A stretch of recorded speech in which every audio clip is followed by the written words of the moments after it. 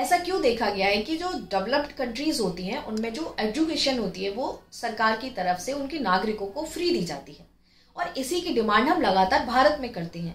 लेकिन हम ऐसा करते क्यों हैं? जैसे हम अपने आटा दाल चावल चीनी के लिए पे करते हैं, वैसे हम शिक्षा के लिए भी पे कर सकते हैं। किंतु इसे हम यहाँ समझ सकते हैं। डॉक्टर भीमराव अंबेडकर जब लेजिस्लेटिव काउंसिल के मेंबर थे, तब किसी ने उनसे पूछा कि सरकार शिक्षा को क्यों दे, सरकार शिक्षा को क्यों फ्री करे सिटीजन्स के लिए।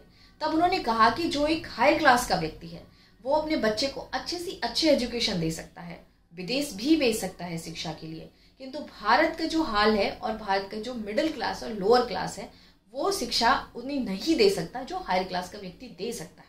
इसीलिए शिक्षा सबके लिए फ्री होनी चाहिए, समान होनी चाहिए। फ्री एंड फेयर एजुकेशन का कॉन्सेप्ट यहाँ से लागू किया, और इसीलिए संविधान में 14 साल तक के बच्चे को फ्री एंड फेयर एजुकेशन को अप्लाई किया गया। किंतु 1991 में शिक्षा में प्राइवेटाइजेशन की शुरुआत कर दी गई, क्योंकि प्राइवेटाइजेशन से उनको एक मोटा जो शिक्षा का तंत्र है उसको आगे बढ़ाने में काफी बेनिफिट मिल रहा था। किंतु अगर हम थोड़ा पास्ट की बात करें जाके, तो हम देखते हैं कि भारत जब प्रिंसली स्टेट था तब कोल्हापुर एक छोटी सी प्रिंसली स्टेट थी, जिसके जो प्रिंस थे वो थे छत्रपति साहूजी महाराज। उस वक्त उनका जो शिक्षा का बजट था अपनी छोटी सी प्रिंसली स्टेट में खर्च करने का, जितना बजट आज पूरे बॉम्बे में खर्च नहीं किया जाता है, उतना वो अपनी छोटी सी प्रिंसली स्टेट में उससे ज्यादा खर्च करते थे। जब से भारत आजाद हुआ है 78 ईयर्स हो गए, आज तक जीडीपी का 4% से ज्यादा एजुकेशन पे, शिक्षा पे खर्च नहीं किया गया है। इससे शिक्षा तंत्र बेहद कमजोर हुआ, और शिक्षा में प्राइवेटाइजेशन को इंट्रोड्यूस 1991 में कर दिया गया था, जिसका स्वरूप आज हम देख रहे हैं। गवर्नमेंट स्कूल्स लगातार बंद होते जा रहे हैं और प्राइवेट स्कूल्स कॉलेजेस लगातार बढ़ते जा रहे हैं। ये किस तरीके से हमें इम्पैक्ट करते हैं, ये एक चीज देखिए। सबसे पहले क्या किया कि बैंक ने जो एजुकेशन के लिए था वो लोन की सुविधा कर दी। अब जब कोई बच्चा लोन लेके उस बड़े से संस्थान में पढ़ने जाएगा जो कि प्राइवेट है, मान के चलिए कि मैंने अभी अपनी एजुकेशन के लिए 50 लाख रुपए दिया है किसी प्राइवेट उसमें, और मैं पढ़ के वहां से निकल रही हूँ, अपना 4-5 साल खपा के वहां से मैं बाहर निकल रही हूँ। जिस दिन मैं समाज में जाऊंगी अपनी सर्विस देने के लिए, क्या मैं उम्मीद नहीं करूंगी कि मुझे जितना मैंने उसमें अपनी शिक्षा में खर्च किया है मुझे उससे ज्यादा उसका आउट पे मिल जाए? और इसका फर्क किस पे पड़ेगा?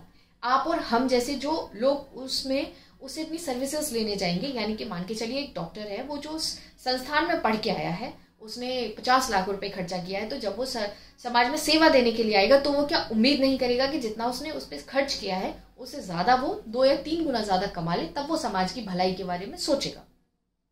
इसीलिए शिक्षा के दौरान सरकार को, इसीलिए जो संविधान में था वो बोला गया था कि शिक्षा को प्राइवेट रखो, ताकि जो समाज में है वो ज्यादा से ज्यादा लोग फ्री एंड फेयर हो सके, और कभी इसलिए भ्रष्टाचार ना हो कि हमने अपनी एजुकेशन पे, अपनी शिक्षा पे बहुत ज्यादा खर्चा किया है, तो हम तो भाई अपने शिक्षा का वो निकाल रहे हैं कि इतना जब हमने ऑलरेडी पे किया है तो भाई हम उतना तो कमाएंगे। इसलिए समाज में कभी भ्रष्टाचार नहीं बढ़ना चाहिए।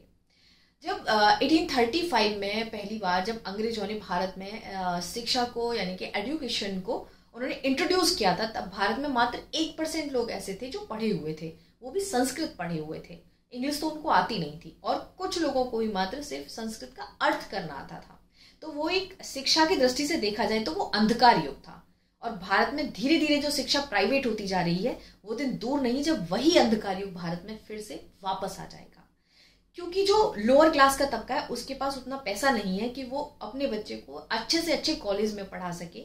क्योंकि आजकल क्या हो रहा है कि गवर्नमेंट स्कूल्स लगातार बंद कर दिए जा रहे हैं, और यहाँ तक कि जो जी और नीट की जो परीक्षाएं होती हैं उसमें भी प्राइवेटाइजेशन हो गया है। तो गरीब इंसान तो अपने बच्चों को कभी वहां तक भेज ही नहीं पाएगा, कभी सोच ही नहीं पाएगा वहां तक, तो उस तक तो शिक्षा कट गई, उसके लिए तो वो पहुंची ही नहीं वहां पे। अगर मान के चलिए किसी गरीब बच्चे के पास प्रतिभा है, बहुत प्रतिभा है, वो प्रतिभावान बच्चा है, चीजों को बहुत जल्दी अडॉप्ट करता है, किंतु उसके फादर के पास पैसा नहीं है, तो वो वहां तक कैसे पहुंचेगा? क्योंकि जो हमारा सरकारी तंत्र है, जो हमारे सरकारी कॉलेजेस है, उनमें उतनी सुविधाएं नहीं है जितनी सुविधाएं हमारे प्राइवेट कॉलेजेस में है, तो वो वहां तक कभी नहीं पहुंच पाएगा। वो एक जो व्यक्ति प्रतिभावान नहीं है उस तक कभी नहीं पहुंच पाएगा, क्योंकि उसने पैसे के बूते अपनी डिग्री को खरीद लिया। हाल ही में मुझे एक वाकया याद आ रहा है जो मैंने सुना था कि एक बच्चा था मेरा किसी नोन में, उसने नीट का एग्जाम दिया, वो नीट का एग्जाम क्लियर नहीं कर पाया, तो उसके फादर ने 1 करोड़ रुपए में किसी प्राइवेट संस्थान में उसका डॉक्टर में एडमिशन करा दिया। अब आप मान के चलिए कि वो 1 करोड़ रुपए में डॉक्टर बन के बाहर निकलेगा तो क्या आपसे और हमसे वो फीस नहीं वसूलेगा? इसका फर्क किस पे पड़ेगा? आपकी और हमारी जेब पे। और वहीं अब बात करें अब हम बैंक की, तो बैंक वाले क्या करते हैं कि वो ज़्यादा से ज़्यादा जो लोन है वो करोड़पतियों को प्रोवाइड करते हैं। हाल ही में रामदेव को एक मोटा लोन दिया गया था, उसके बाद उस लोन को माफ़ भी कर दिया गया। ये सरकार किसी जो किसान है, जो फांसी लगा लगा के मरते हैं, उसमें जो जाल में फंस जाते हैं, कर्जे के जाल में, उनका जो कर्जा है वो माफ़ नहीं कर सकती। बट रामदेव का हो गया, अंबानी अडानी का हो गया, इनका कर्जा ज़रूर माफ़ किया जा सकता है। तो रामदेव का एक मोटा कर्जा माफ़ किया और उसने क्या किया, आप कभी हरिद्वार उत्तराखंड की तरफ जाके देखिए, उसने बड़ी बड़ी यूनिवर्सिटीज खोली। वो किसका पैसा था? आपका और हमारा टैक्स का पैसा था, जो बैंक ने रामदेव को दिया था और उसके बाद उसको माफ कर दिया। उसने उसी पैसे से बड़ी बड़ी यूनिवर्सिटीज खोली। आप और हम लोग गए, उस यूनिवर्सिटी में एडमिशन लिया और वहां जाके मस्त से पढ़ाई की और खूब सारा पैसा उसको पे किया। तो रामदेव को दो तरफा फायदा हुआ। एक तरफा उसको फायदा हुआ कि जो उसने लोन लिया था वो माफ हो गया, और दूसरी तरफ उसने जो बिल्डिंग बनी, उसने जो टीचर्स अपॉइंट किए, उसने उससे जो कमाया, हमसे और आपसे जो कमाया, वो भी उसका फायदा हो गया। तो ये नुकसान होते हैं शिक्षा को प्राइवेटाइजेशन करने के। और जिस देश में जितना ज्यादा एजुकेशन को, जितना ज्यादा शिक्षा तंत्र को प्राइवेट कर दिया जाएगा, वहाँ उतना ज्यादा समाज असभ्य होता जाएगा। क्योंकि जो नीचे वाला तबका है वो कभी नहीं पढ़ेगा, रहेगा तो समाज में ही, और जब तक उसके दिमाग का विकास नहीं होगा समाज में एक ऐसा समाज पैदा करेगा जो आपके हमारे लिए, जो उसके लिए भी खतरनाक होगा। और इसका जिम्मेदार कौन होगा? बेसिकली देखा जाए तो ये एक चेन होती है जो चलती है, बट इसको डिकोड करना थोड़ा मुश्किल होता है, क्योंकि जो हमारे पॉलिटिशियंस होते हैं वो उस तरीके की भाषा बोलते हैं कि हर कोई उसको डिकोड नहीं कर पाता है कि बेसिकली चल क्या रहा है। जब हम डॉट्स को कनेक्ट करते हैं तब हमें पता चलता है कि इसका रूट कॉज क्या था। और सबसे बड़ी चीज, शिक्षा कब से किसी को कर्जदार बनाने लगी? ये जो बैंक वाले जो शिक्षा के लिए लोन प्रोवाइड करते हैं, शिक्षा कब से किसको कर्जदार बनाने लगी? जब आप करोड़पतियों का कर्ज माफ कर सकते हो, तो किसी पढ़ने वाले व्यक्ति का जो वो अपने लिए कर्जा लेता है, जो अपनी एजुकेशन के लिए कर्जा लेता है, उसको माफ क्यों नहीं कर सकते? उसको भी माफ किया जा सकता है। ज्यादा से ज्यादा सरकारी संस्थान खोले जा सकते हैं ताकि उसे कर्जा लेने की जरूरत ही ना पड़े। बहुत सारी जो डेवलप्ड कंट्रीज होती है उसमें एजुकेशन बिल्कुल फ्री होती है, उसमें एक पैसा नहीं लगता है, आप कितना भी पढ़िए। तो ये चीज तो हमारा जब संविधान निर्माता थे वो बहुत अच्छे से जानते थे, और उन्होंने संविधान में इस चीज को मेंशन भी किया था।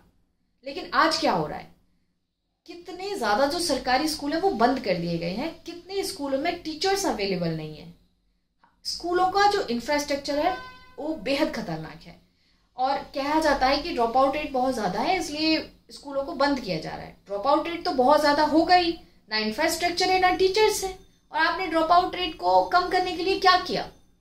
आपने प्राइवेट स्कूल खोल दिया। जाइए प्राइवेट स्कूल में जाइए, पढ़ाइए। क्योंकि और ऐसा हुआ क्यों? और प्राइवेट स्कूल वाला जो सरकार को वो क्या देगा? सरकार को इससे क्या फायदा होगा? वो देगा इलेक्टोरल बॉन्ड, यानी कि चंदा। और फायदा किसका? सरकार का। दो तरफ से जेब किसकी खाली हुई? आपकी और हमारी। एक मोटा टैक्स किसने दिया? बैंक ने करोड़पतियों को पैसा किसने दिया? और करोड़पतियों ने पैसा किसको दिया? अब आप बताइए किसका फायदा हुआ? यहाँ कौन फायदे में रहा और कौन घाटे में रहा? तो सोचने की जरूरत है, सवाल करने की जरूरत है, बहुत ज्यादा सवाल पूछिए।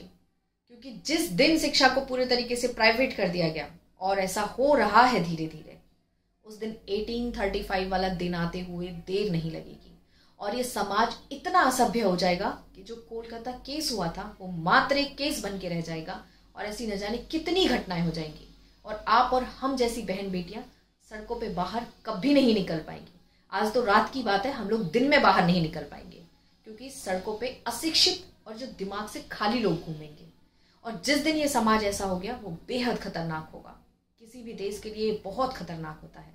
तो सवाल पूछिए और इस प्राइवेटाइजेशन को रोकिए, और लगातार मैं ऐसी वीडियोस आपके लिए बनाती रहूंगी अवेयरनेस के लिए, और हमें आगे बढ़ाने के लिए लाइक शेयर सब्सक्राइब कीजिए। बहुत बहुत धन्यवाद।